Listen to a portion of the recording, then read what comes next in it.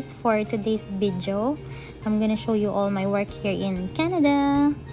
So ayun nga po, sa nakikita nyo sa inyong harapan, ako po ay isang cargador dito sa Canada. Charot. So, ako po ay nagtatrabaho sa isang liquor store dito sa Canada. Nung dumating ako dito, restaurant supervisor po ako sa isang pub. Doon okay naman kasi winter ako dumating dito, tapos yung tips ko doon sa pub is halos isang payslip ko monthly. Winter pa yun, na hindi pa yun summer. So yung amo ko dito is may-ari ng pub, may-ari ng liquor store, and then may-ari ng farm. One time nakapag-duty ako dito sa liquor store kasi nga naubos yung staff, at saka instead na mag-duty ako sa kusina ng 2 days, nag-request ako na dito na lang sa liquor store. Yun na nga ang siste. Pagkatapos kong mag-duty dito, hindi na ako binalik ni madam. Ayaw na niya akong ibalik sa pub. So, dito na ako nag-duty lagi. Okay din naman kasi yung manager naman is bait. Tsaka siya yung nagbibigay lagi ng schedule. So, lahat ng schedule request ko, pinapayagan naman. Ngayon summer, siya pa mismo yung nagsasabi na, oh Joy, baka gusto mong mag time off or mag-vacation kasama yung family mo since summer nga. Ayun na nga, every Tuesday and Wednesday nag-receive kami ng mga alak dyan sa liquor store. So the rest of the days naman, since 5 days naman ang pasok dito, 3 days sa till ka lang lagi kasi mga customer bibili ng alak, scan ka lang ng alak. Ayun, pag Tuesday and Wednesday, sobrang bigat ng trabaho kasi ang dami mong i-receive. So, pagka-receive mo, i-count mo, tapos i-stack mo kung saan niya nakalagay. So, ayan, kung nakikita nyo, meron akong isang Pinay na babaeng kasama dyan. Siya po si Jen. Galing din kami sa Kuwait pareho. So, si Jen ay kakarating lang din 3 months ago. Si Gino, na asawa ni Jen, ay aplikante ng AJ. So, siya naman yung aplikante ng AJ. Cook si Gino sa pub. And then si Jen at saka yung asawa ko is ka-open work permit. So, pareho sila. Na kahit saan magtrabaho, kahit ilan yung trabaho, kung mag-part-time o yun, pwede. Legal na legal. So, nakakatuwa lang kasi napakabilis namin nakuha. And then, madalas tuwing nag-receive kami ni Jen, napapagkwentuhan namin na ano ba yan? Nag-aral-aral pa tayo sa Canada. Ang ganda-ganda na ng career natin sa Kuwait. Tapos ngayon, pagdating dito, kargador na tayo. Yan naman napapagkwentuhan lang po namin. Pero super blessed din kasi kung hindi naman siguro kami nag-aral, hindi rin naman kami makakapasok dito. Hindi birong makapasok ng Canada since kailangan ng IELTS, kailangan ng college level. Since dati wala tayong K-12. So in my case, degree holder ako pero ang equivalent lang ng education nila dito sa Canada ng degree holder is 2 years lang. So, ayun, buti na lang din nag-aral kami. So, yun nga, Lord, hindi naman po kami sa nagre-reklamo. Yun naman po ay napapagkwentuhan lang namin ni Jen. Kasi minsan, yun nga, pagod, tapos mabigat yung buhat-buhat. So, hindi naman po kami nagre-reklamo. Ganun din naman talaga kasi lahat naman yung mahirap sa una. Kasi, syempre, mag-a-adjust ka pa sa gastos, tapos naka-close permit ka. Once na ma-PR ka naman at saka maka-adjust ka na sa mga ginastos mo, magiging okay na lahat. Tsaka kung maarte ka dito sa Canada, huwag ka na lang mag-apply. Wala kang lugar dito. Kasi kung gusto mo lang naman talaga makaipon, kahit anong work mapapasukin mo. Since mostly dito sa Canada, kapag mga baguhan ka pa lang or yun nga, gusto mo lang mag-ipon, kahit mga housekeeping, taglinis ng CR, taglinis ng bahay, may mga ganyang work dito, malalaki yung sahod, malalaki yung per hour ba. Hindi kesyo graduate ka or manager ka or engineer or whatever ka sa bansa na pinanggalingan mo, i-expect mo na ganun kapag dating dito. Hindi po ganun. Yung kailangan mong mag-earn ng Canadian work experience para tumaas-taas naman yung sahod mo. Pero kung baguhan ka pa nga lang, tsaga-tsaga onte. Lahat naman nadadala sa ganyan, sa pagtsatsaga. And huwag mong iintindihin yung mga sinasabi ng iba na, oh ayan, Canada ka pa, tapos tagalinis ka lang naman pala ng banyo dyan. So what kung ano man kung work mo dito sa Canada. As long as focus ka dun sa goal mo na makaipon, and yun nga, mag-work, tapos pag uwi mo, kasama mo yung family mo, kasama mo yung kids mo, at least nasusubaybayan mo sila paglaki. Kasi yun naman ang importante. Kaya dun sa mga baguhan sa Canada, like kami, huwag kayong magsa-self-pity or maiinggit or madadown kung nakikita nyo yung ibang kababayan natin or yung mga kaibigan nyo, relatives nyo is nagpo-post ng magagandang sasakyan, lumalabas, kung saan-saan. Ganun talaga, baguhan pa tayo. So, kailangan tipid-tipid muna, tiis-tiis, tiyaga-tiyaga. Pasasaan ba at magiging ganun din kayo. Pala tayo. So, magiging ganun din tayo in the future, in God's time. Ganun talaga. Tipid muna, and then once na makaluwag-luwag na, tsaka na lang bumili ng mga gusto. Yan, kung nakikita nyo sa video, maakit ako sa taas. Nung bago pa lang ako sa liquor store, sobrang takot na takot akong umakyat dyan kasi medyo wobbly yung shelves. Lalo na pag nasa taas ka, grabe yung buga ng shelves. Or siguro mabigat lang talaga ang beshi nyo. Tsaka nung nakita ko yung manager ko, yun, parang mahiya ka naman kasi 60 years old na yung mga 60 years old na yung manager ko, bae pa, napakabilis umakyat, tas ang lakas-lakas magbuhat. So mahihiya ka talaga. Since tayo Pinoy, masyadong competitive, di akyat-akyat din. Tapos syempre kung ganyan, nandyan yung amo mo, tsaka ka umakyat, magtuwad-tuwad ka sa taas para sabihin nilang hardworking ka. Ayan, tingin-tingin din sa camera para makita nyo talaga na may proof ako na hardworking ako. Charat! Wala na naman choice kasi walang ibang gagawa. Kaysa iwanan mo yung trabaho mo, yung manager mo na medyo may edad na ang gagawa ng trabaho mo, nakakahiya din. Kung makakilos din naman yung manager ko, akala mo walang rayuma, walang arthritis na nararamdaman sa katawan. Masipag naman yung manager ko. Tsaka, yun, mabait. May pagka-stricta lang minsan, pero mabait naman. Laging, Joy, anong kailangan mo? Gusto mo bang mag-time off? Laging yun yung tanong niya kasi one time, pumasok ako nung winter. May sakit ako isang linggo. Parang 2 weeks ako nagkasakit.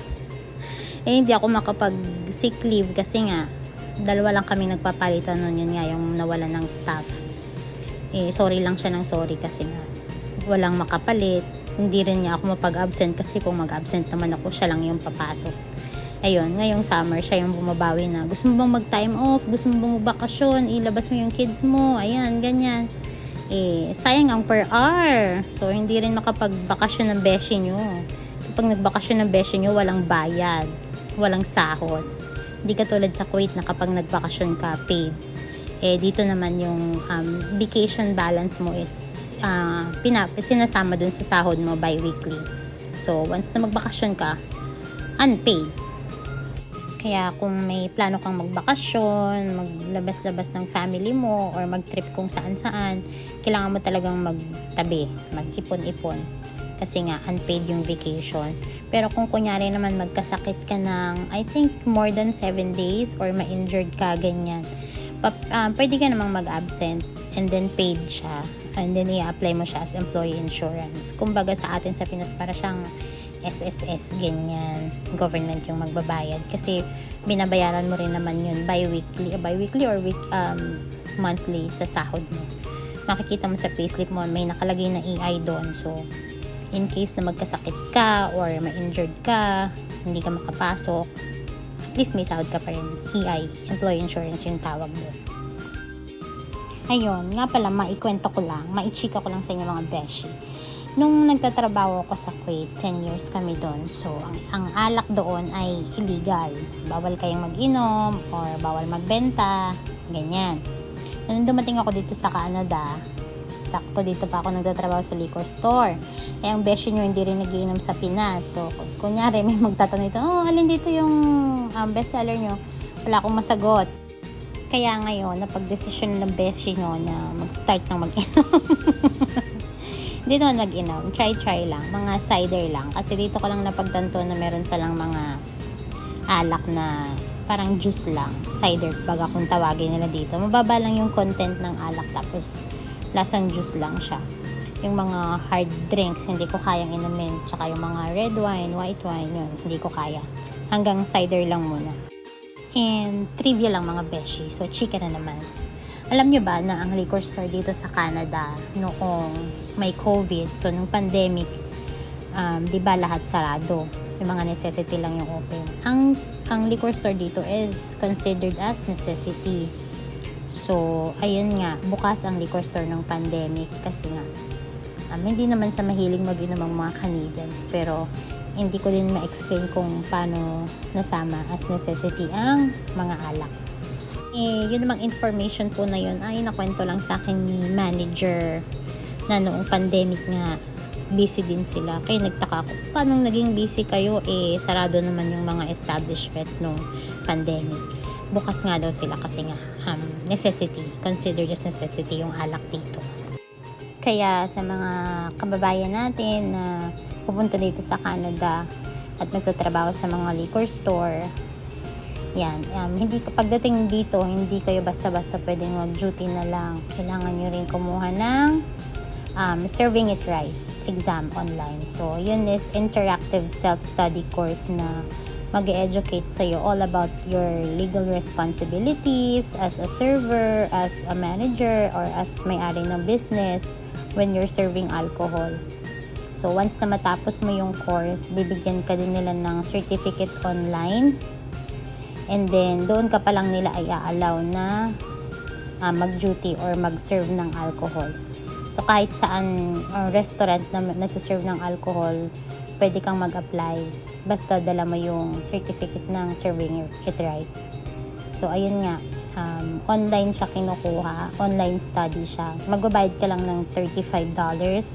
And then, 3 attempts lang. So, magbabayad ka ng credit card, $35 para makapag-take ka ng exam. Allowed kang mag-fail ng 3 attempt lang. Pag bumagsak ka ng 3 times, di bayad ka ulit. So, ganun talaga. Kasi kung sa atin sa Pinas, ang legal age is 18 years old. Dito naman is 19 years old. So, pag bibili sila ng alak, kailangan over 19 years of age sila. And then, kung napansin mo na masyadong bata pa yung itsura nila, kailangan mong hingan sila ng 2 pieces of ID. Kasi kung hindi, pag na-audit ka or nalaman na nagsiserve kayo ng alcohol sa minor, yung may-ari ng business at saka ikaw na nagbenta ng liquor sa minor, may fine. So, yung staff pwedeng ma-fine ng $575 for selling a liquor to a minor. So, hindi lang yung may-ari ng establishment, pati ikaw na staff na nagbenta, may legal responsibility ka din. And then, kung sa Pilipinas nga, na kahit gumagapang na sila ng lasing na lasing tapos gusto nilang bumili ng alak, pwede nating pagbentahan. Since sayang ang benta dito, hindi pwede. Kapag nakikita mo na si customer is masyado nang intoxicated, pwede mong i-decline yung service. So, pag naka-duty ako dito, pag nakita ko na masyado nang lasing yung customer, sinasabi ako na, I'm sorry, I have to cut you off, or I'm not gonna serve you anymore. Kasi nga, once na may mangyari dun sa customer, sagutin mo yon. Hindi katulad sa Pilipinas na pag, kunyari, lasing sila tapos na aksidente, ganyan, kasalanan, fault nila yon. So, dito sa Canada, once na nagbenta ka ng alcohol, so intoxicated na customer at may nangyari sa kanila na aksidente, kung nagda-drive man sila or nabangga dyan sa labas, kasama ka sa investigation. Like what happened daw dun sa isang pub dito sa BC na pinabayaan ng bartender na uminom yung customer, tapos nung pauwi na, pinabayaan din nilang umuwi, magda-drive pala. Ayun, kasama sila sa investigation, pati yung bartender na nag-serve dun sa customer. Kasi nung umuwi yung customer, since nag-drive nga tapos lasing, ayun, na-aksidente. Kaya dito, kung ang trabaho mo is liquor store, required kumuha ng Serving It Right exam. Kasi doon, ina-explain nila na once si customer is intoxicated na sobra, nagpupumilit na umuwi, kailangan mo silang itawag ng cab. So, in case naman na nagpumilit pa si customer, umuwi at mag-drive, ayaw mag-taxi, doon, tatawag ka na ng pulis para yung pulis naman ang maghahatid kay customer pa uwi sa bahay nila. Or ihintayin nila na mawala yung pagkalasing ni customer bago pabayaan na mag-drive. So there, yun lang, tama na ang chika. So ngayon nakikita nyo na nagtutupi ako ng mga cardboard. So here sa Canada, napaka-importante ng recycling. Kaya pag magre-recycle kami, inihiwalay ko yung mga plastic sa mga cardboard, sa mga boxes. Then tinutupi ko lang para medyo organized. Kesa itapon mo nang hindi nakatupi. Puno agad yung basurahan kapag hindi mo tinupi isa-isa. Kaya habang nagtatrabaho, chika-chika kay Jen. Alam niyo na, kahit pagod sa trabaho, kailangan din ng chika, marites is life, para hindi mo maramdaman masyado yung pagod. So, there you go guys. Ito po yung trabaho ko sa Canada. Kaya kung maarte ka at hindi mo kaya yung mga ganitong work, pag-isipan mo munang mabuti. Ayun lang po. Sana may natutunan kayong chismis sa vlog ko na to. And if you have questions, suggestions, violent reactions, mag-comment lang kayo. Have a good day and have a blessed day. Bye!